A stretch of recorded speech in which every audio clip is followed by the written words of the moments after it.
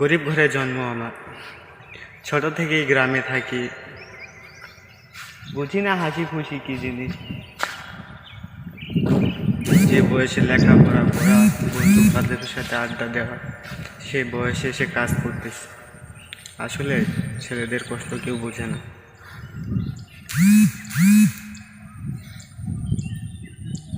আজকে টাকা থাকলে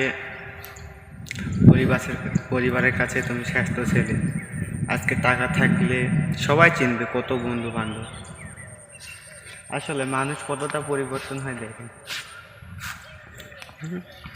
টাকার পিছনে দৌড়াতে পরিবারকে ছাড়তে হয়, মানে অনেক কিছু। এখনকার যুগে ভাই টাকাই সব কিছু।